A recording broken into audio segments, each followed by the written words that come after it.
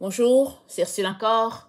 On est le 13 décembre 2023. Alors, je viens sur la trompette aujourd'hui encore et je viens proclamer le retour de notre Seigneur Jésus-Christ. Amen, alléluia, soyons tous bénis, soyons remplis de sa joie. Amen. L'un n'est pas sans l'autre. Amen. L'un n'est pas sans l'autre. Alors, il s'agit de la loi de Dieu. Amen.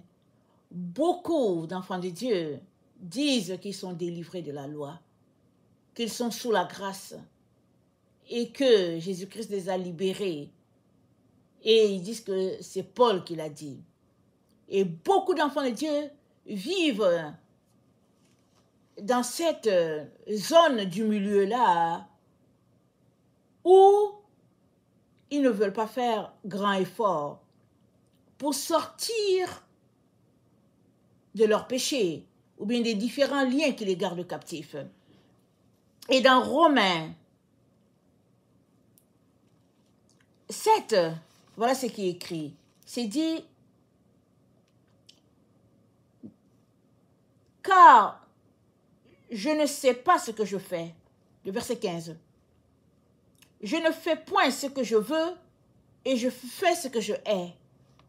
Or, si je fais ce que je ne veux pas, je reconnais par là que la loi est bonne. Et maintenant, ce n'est plus moi qui le fais, mais c'est le péché qui habite en moi. Ce qui est bon, je le sais, n'habite pas en moi, c'est-à-dire dans ma chair.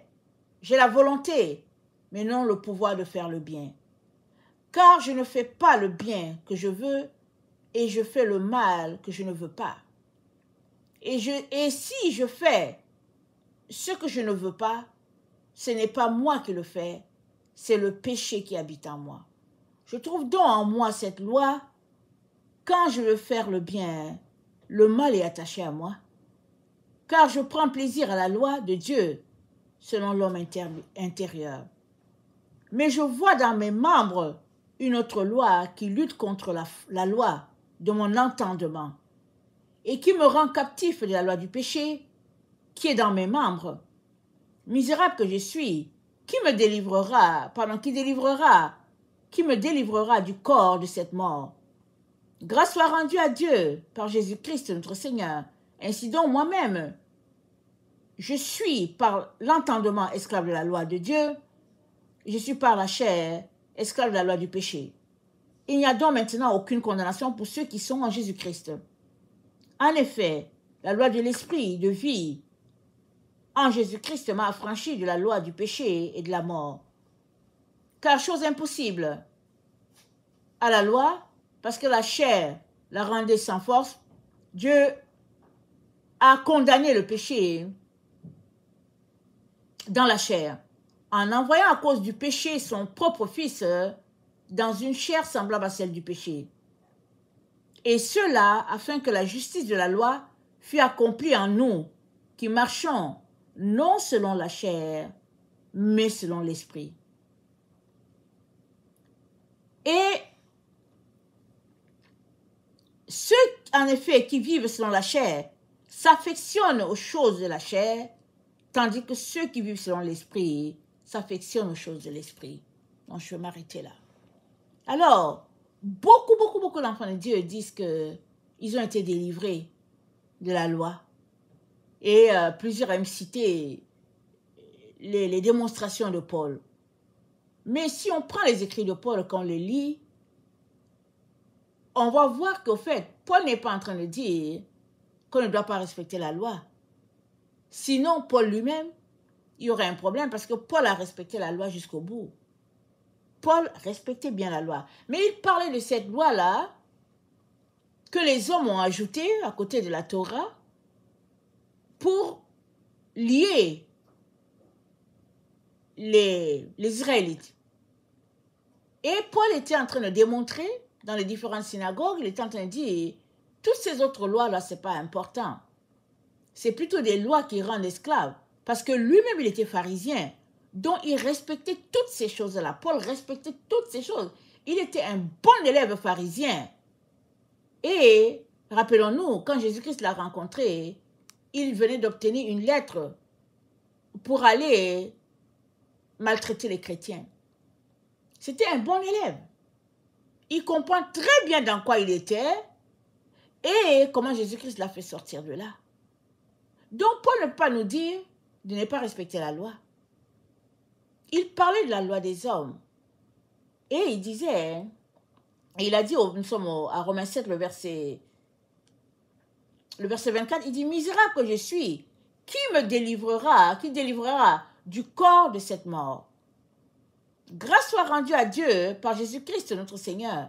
Ainsi donc, moi-même, je suis par l'entendement esclave de la loi de Dieu et je suis par la chair esclave de la loi du péché. Il parle de la loi du péché qui vit dans notre corps.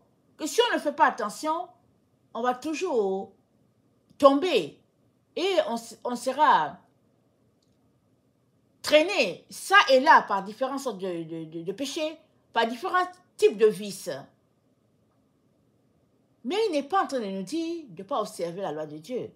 Parce que Dieu lui-même nous dit dans Malachie 4, Malachie c'est juste avant Matthieu, Dieu lui-même nous dit dans Malachie 4, il dit au verset 4, « Souvenez-vous de la loi de Moïse, mon serviteur, auquel j'ai prescrit en Horeb pour tout Israël des préceptes et des ordonnances. » Il dit, souvenez-vous de cette loi-là.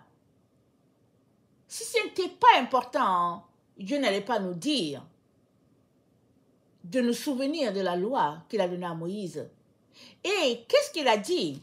Quand il a donné la loi à Moïse, on sait, il a dit, je suis l'Éternel ton Dieu, tu n'auras point d'autre Dieu devant ma face, tu ne te feras point d'image taillée. Il a donné tous ces préceptes-là à Israël.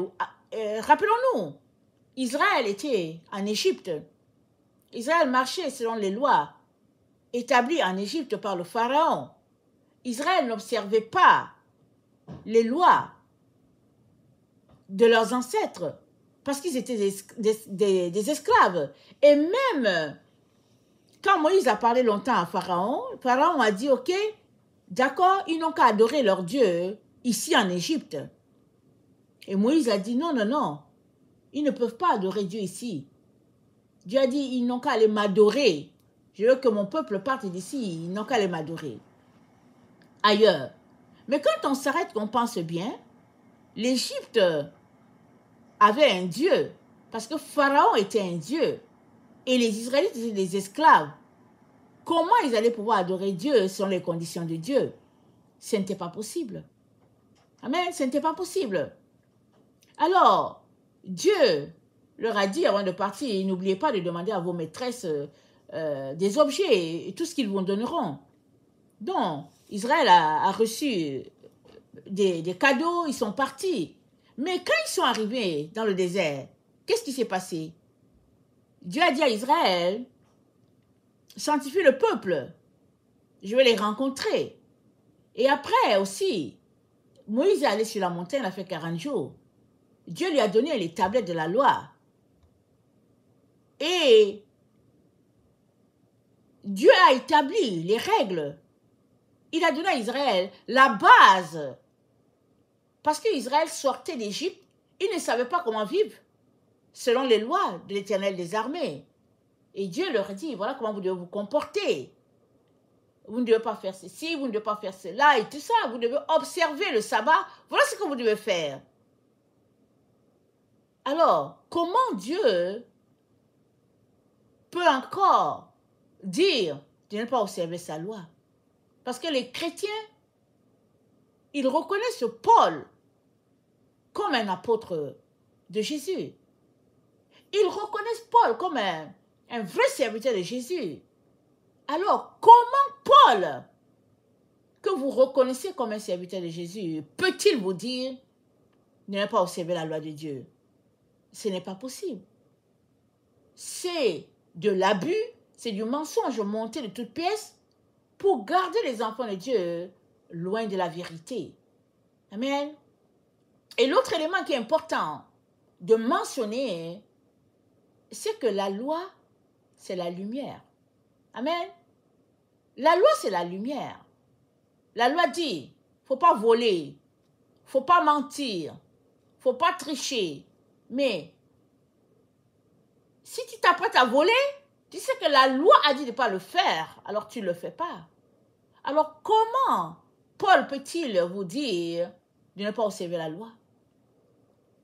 Les gens sont tellement fougueux de tout laisser aller pour vivre dans les plaisirs de la chair, alors ils tirent des passages ça et là pour dire voilà ce qui est écrit ici, ça veut dire qu'on est délivré de la loi. Mais si tu es délivré de la loi, comment fais-tu pour entrer en communion avec Dieu? Comment fais-tu pour venir devant Dieu et savoir que ceci est bien ou bien ceci est faux? Comment vas-tu faire si tu es délivré de la loi? Tu ne peux pas être délivré de la loi. Parce que la loi, c'est Dieu. Dans Jean 1, Amen. Dans Jean 1, c'est dit, au commencement était la parole et la parole était avec Dieu et la parole était Dieu. Mais, c'est quoi la parole? La parole, c'est la loi. C'est les préceptes de Dieu. C'est les règles de vie de Dieu.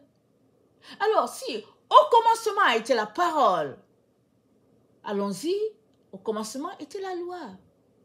Et la loi était avec Dieu et la loi était Dieu. Et la loi, c'est la lumière. Dans Apocalypse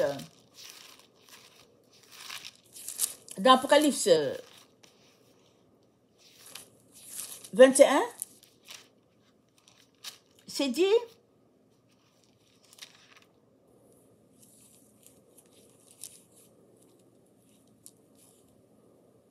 attendez,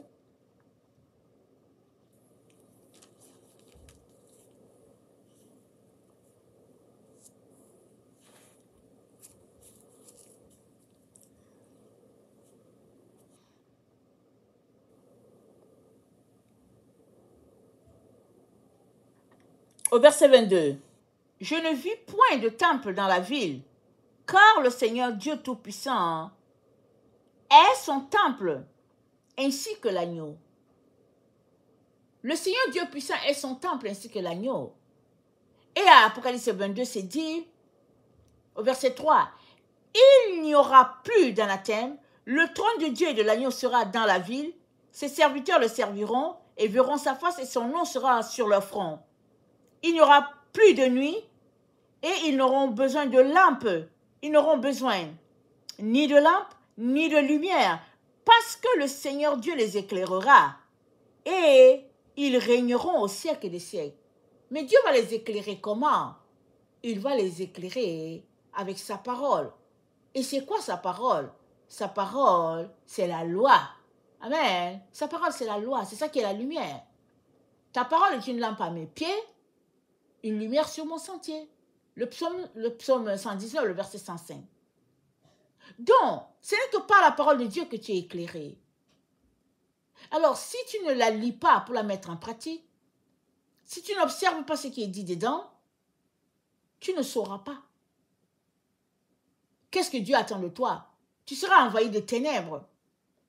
Tu as besoin de lire la parole, tu as besoin de la mettre en pratique. Et Jacques nous dit, on va lire juste cette partie dans Jacques 1, il nous dit, excusez-moi, dans Jacques 1, il dit, au verset 21, il dit, c'est pourquoi, rejetant toute souillure et tout excès de malice, recevez avec douceur la parole qui a été plantée en vous et qui peut sauver vos âmes. Mettez en pratique la parole et ne vous bornez pas à l'écouter en vous trompant vous-même par de faux raisonnements. Ne te borne pas juste à écouter la loi. Parce que dans le temps, Israël se présentait dans la synagogue et la parole de Dieu était lue à tous les jours. Alors ils allaient, ils écoutaient la parole, ils s'asseyaient, ils écoutaient la parole. ben, ils s'asseyaient ou bien ils étaient debout, on lisait la parole et ils écoutaient. Et après, quand ils finissaient leur temps, ils partaient et puis ils prenaient aussi un temps pour prier un peu et puis ils partaient.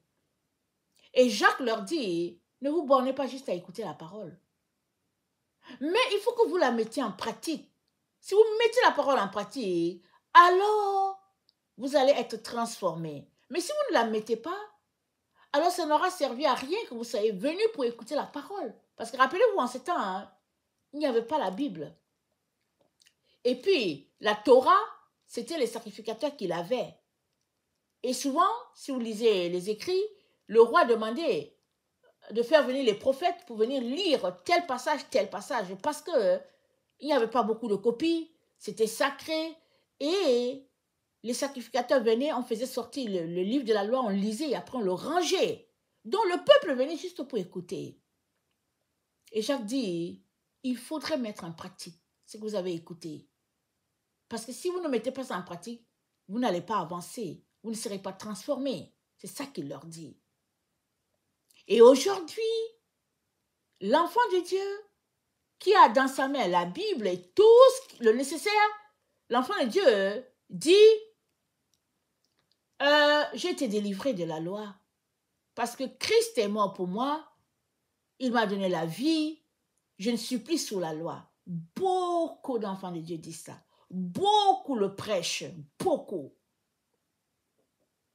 Mais on ne peut pas marcher avec Jésus-Christ et laisser de côté la loi de Dieu qui est, ou bien qui n'est autre que sa parole, qui n'est autre que sa lumière.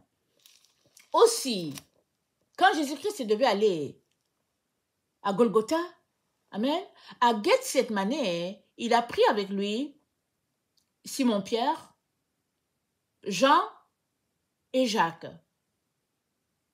Il a dit, venez prier un peu avec moi. Et ils sont allés, et à un moment donné, il y a eu la transfiguration. Pierre a vu Jésus-Christ, il est devenu blanc, pur, lumière. Et il y a eu deux personnes qui étaient à côté de Jésus. Il y avait Élie et il y avait Moïse. Élie représente les prophètes.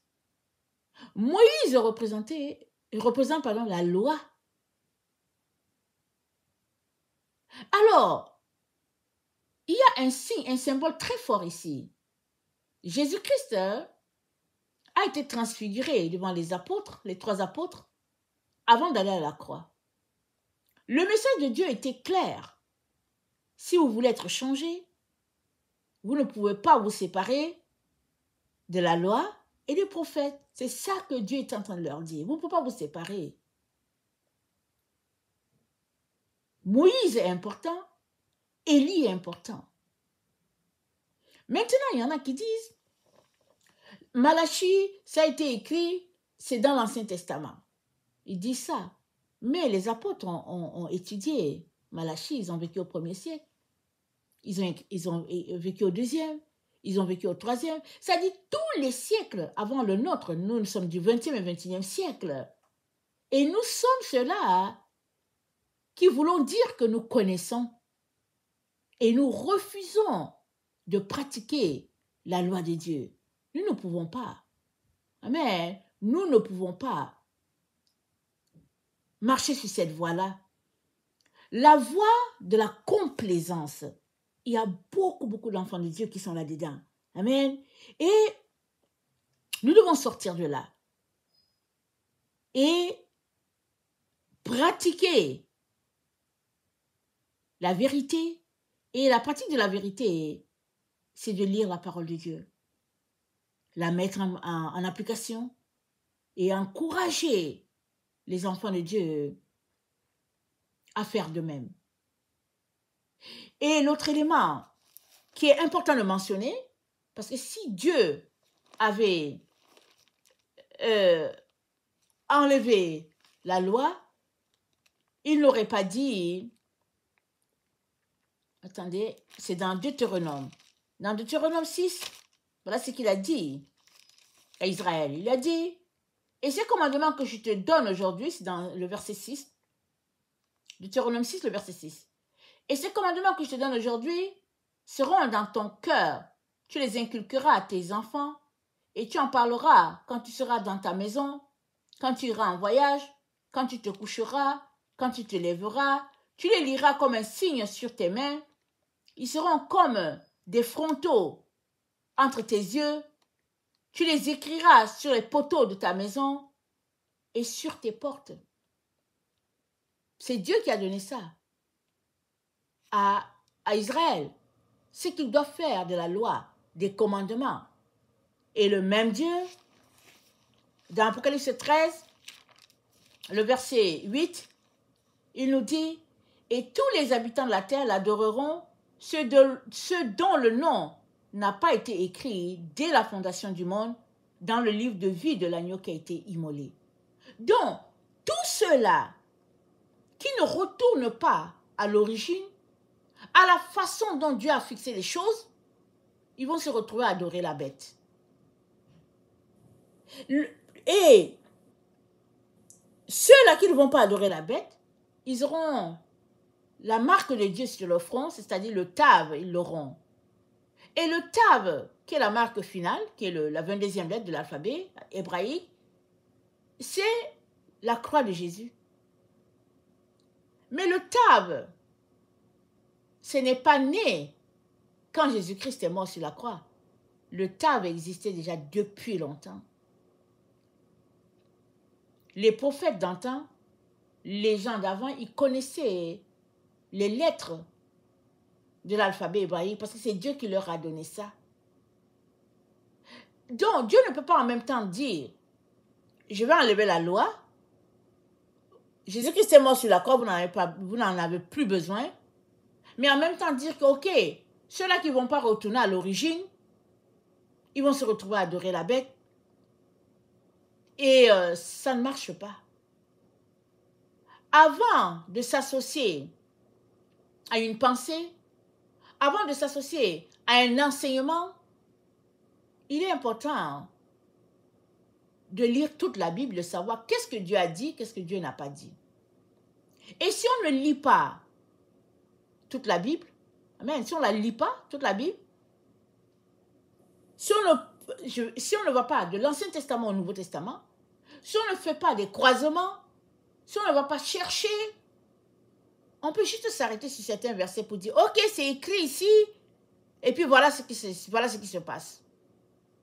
On ne peut pas, malheureusement, agir selon ce qui nous convient et laisser de côté ce qui ne nous convient pas. Une chose est sûre, la marche de la chair, ce n'est pas la marche de l'enfant de Dieu. Et si tu as donné ta vie à Jésus-Christ, ça veut dire que tu as choisi de le suivre, ça veut dire que tu as choisi de renoncer à toi-même et à porter ta croix et à faire ce qu'il va te dire de faire. On est encouragé par l'apôtre Paul à sortir des fables. On est encouragé par Pierre à sortir des fables. On ne peut pas en même temps dire qu'on suit Jésus et en même temps suivre les faux enseignements. On ne peut pas. On doit choisir. Alors, dans 1 Jean 3, il nous est dit, au verset 24, « Celui qui garde ses commandements demeure en Dieu et Dieu en lui, et nous connaissons qu'il demeure en nous par l'Esprit qu'il nous a donné. » Nous connaissons qu'il demeure en nous par l'Esprit qu'il nous a donné. Mais l'Esprit là qu'il nous a donné là, qui est l'Esprit de Dieu, c'est en accord avec les commandements de Dieu quand on les observe. Mais si on n'observe pas les commandements de Dieu, ce n'est pas là. Ça s'en va. On est donc appelé à marcher et on est appelé à marcher sur la voie de la lumière et à garder cette voie-là jusqu'au bout. Et pour l'enfant de Dieu, les commandements de Dieu, ce n'est pas lourd. C'est une joie. C'est un bonheur. Les commandements de Dieu, c'est Dieu lui-même. C'est Jésus lui-même. C'est ça. On ne peut pas dire qu'on est avec Dieu et en même temps confesser que la loi est dépassée, la loi n'est pas pour les chrétiens, et puis on a été délivré de la loi. Il faudrait arrêter de parler ce langage-là. Ou bien, tu as choisi Jésus et tu l'embrasses avec tout ce qu'il est, ou bien tu ne l'as pas choisi, et alors tu vas sur le chemin de la perdition. Parce que la loi que Jésus-Christ nous a donnée, amen, c'est pour notre délivrance. Amen. C'est pour notre bien. C'est un canevas. C'est une balise. Ça se dresse là, c'est bien aligné là, et puis ça te permet de ne pas basculer de l'autre côté. C'est ça. Dans 1 Jean 4, c'est dit au verset 2, « Reconnaissez à ceci l'Esprit de Dieu, tout esprit qui confesse Jésus-Christ, venu en chair est de Dieu. Et tout esprit qui ne confesse pas Jésus n'est pas de Dieu. C'est celui de l'Antichrist, dont vous avez appris la venue et qui maintenant est déjà dans le monde.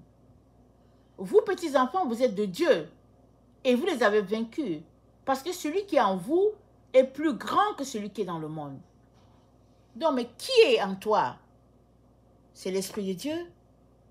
C'est les commandements de Dieu. Et les commandements de Dieu, c'est Dieu lui-même. C'est la présence de Dieu en toi. Et tu as vaincu le monde parce que ces commandements sont en toi. Ça te permet de faire ceci ou de ne pas faire cela. Ça te permet d'aller sur la voie de la perdition ou bien de te retenir. Maintenant, si tu dis que Jésus-Christ est en moi, alléluia, je suis sauvé, je n'ai pas besoin de commandement, tu es en contradiction avec toi-même. Ça ne marche pas. Tu ne peux pas en même temps être avec Jésus et en même temps refuter ses commandements, parce que ses commandements, hein, c'est la lumière pour chacun d'entre nous. Amen. Que le Seigneur bénisse sa parole et que chacun puisse choisir de refuter les faussetés. C'est un choix, c'est une décision. Et le Seigneur Jésus ne force personne. Amen. Il ne te force pas. Mais si tu dis que tu es à lui et que tu décides de marcher dans ses voies, il va t'aider. Amen. Il va t'aider à prendre le dessus sur ce qui t'affaiblit et il va t'aider à avoir la victoire sur les ténèbres. Mais ça, c'est une décision, c'est un choix volontaire que tu as fait de le suivre. Ce n'est pas de la torture. Et tu ne peux pas en même temps dire que tu marches selon lui et en même temps suivre une autre voie. Et dans 2 Pierre, c'est dit au verset 2, dans 2 Pierre 2, c'est dit, il y a eu parmi le peuple de faux prophètes, et il y aura de même parmi vous de faux docteurs, qui introduiront des sectes pernicieuses, et qui, reniant le maître qui les a rachetés, attireront sur eux une ruine soudaine. Plusieurs les suivront dans leur dissolution, et la voix de la vérité sera calomniée à cause d'eux. Par cupidité, ils trafiqueront de vous au moyen de paroles trompeuses eux que menace depuis longtemps la condamnation et dont la ruine ne sommeille point. Alors, on sait tous que l'évangile de prospérité a gagné le monde. Amen. Mais les apôtres l'avaient annoncé. Il dit, par cupidité, ils trafiqueront de vous au moyen de paroles trompeuses. Alors, l'évangile qui trompe est répandu. C'est répandu. Mais nous devons toujours nous arrêter pour demander, est-ce que Dieu est là? Est-ce que Dieu n'est pas là? Est-ce que l'Esprit de Dieu est là? Est-ce que l'Esprit de Dieu n'est pas là? On doit s'arrêter. Parce que la subtilité, elle est là. Partout où l'enfant de Dieu se trouve, la subtilité est là. Surtout, parmi les chrétiens, dits évangéliques, pentecôtistes, en tout cas tous les chrétiens qui, au fait, opposent la doctrine de Christ, la subtilité est là. Nous devons sortir de tout ce qui est faux et embrasser ce qui est vrai. Nous devons demeurer dans ce qui est vrai, malgré les difficultés qu'on pense trouver là-dedans. Si tu as la difficulté à observer la loi de Dieu, c'est parce qu'en toi, il y a encore un amour pour le monde. Amen. Il y a encore un amour. Donc, prie, demande de l'aide à Dieu. Amen. Et il te donnera, alléluia, de pouvoir triompher sur le mal afin d'être en unisson avec lui. Amen. Que le Seigneur bénisse sa parole. Maranatha, Jésus revient. Amen et alléluia, sont tous bénis. Amen.